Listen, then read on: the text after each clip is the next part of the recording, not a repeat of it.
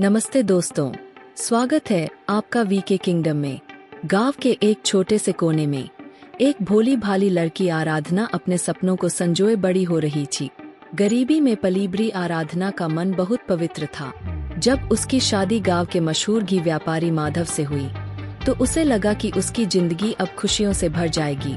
माधव भी उतना ही सीधा साधा इंसान था जो मेहनत से अपना व्यापार चलाता था और अपने परिवार से बेहद प्यार करता था। आराधना ने माधव के घर को स्वर्ग बनाने की पूरी कोशिश की।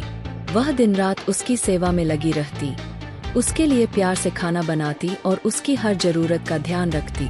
माधव भी आराधना को बहुत चाहता था, लेकिन अपनी सादगी के कारण दुनियादारी की चालाकियों से अनजान था। इसी बीच गांव में एक नई औरत आई जिसका नाम था देविका। देविका शहर से आई थी, बेहद सुंदर और तेज तर्रार थी। उसने देखा कि माधव एक बड़ा व्यापारी है, लेकिन दुनिया की चालबाजियों से बेखबर है। लालच और कपट में माहिर देविका ने माधव को अपने जाल में फंसाने का निश्चय कर लिया। धीरे धीरे वह माधव के व्यापार में दखल देने लगी। कभी वह यह कहकर मदद करने लगती कि उसके पास व्यापार को बड़ा करने के अनोखे तरीके हैं, तो कभी उसकी मीठी मीठी बातों में उसे उलझा लेती। माधव, जो मासूम था, देविका की बातों में आ गया और उसे अपना व्यापार संभालने में मदद देने लगा। आराधना ने कई बार माधव को समझाने की कोशिश की कि देविका पर भरोसा करना ठीक नहीं, लेकिन माधव उसकी बात को मजाक में टाल देता। धीरे धीरे देविका ने माधव को आराधना के खिलाफ भरना शुरू कर दिया। वह कहती, आराधना एक साधारण लड़की है, उसे व्यापार की समझ नहीं है, तुम उसके साथ रहकर कभी आगे नहीं बढ़ सकते। माधव, जो पहले अपनी पत्नी को बहुत प्यार करता था, अब उसे नजरअंदाज करने लगा। घर में कलह बढ़ने लगी। देविका ने चालाकी से माधव को अपने प्यार में फंसा लिया। एक दिन उसने माधव से शादी करने की जिद कर दी।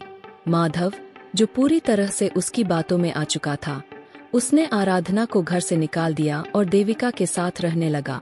आराधना रोती बिलखती रही, लेकिन किसी ने उसकी मदद नहीं की। देखते ही देखते देविका ने पूरा व्यापार अपने हाथ में ले लिया और माधव को शराब और जुए की लत लगा दी। कुछ ही महीनों में माधव का सारा धन खत्म हो गया। जब उसके पास कुछ भी नहीं बचा तो देविका उसे छोड़कर किसी और अमीर आदमी के पास चली गई। अब माधव अकेला, कंगाल और बेघर था। उसे तब एहसास हुआ कि उसने आराधना के साथ कितना बड़ा अन्याय किया। दूसरी ओर आराधना ने अपने दुख को अपनी ताकत बना लिया। उसने गांव में छोटे स्तर पर अपना काम शुरू किया और धीरे धीरे एक सफल व्यवसाय बन गई। जब माधव टूटा फूटा उसके पास वापस आया तो आराधना ने उसकी मदद तो की, लेकिन उसके साथ वापस नहीं गई। भरोसा एक बार टूट जाए तो उसे जोड़ना मुश्किल होता है।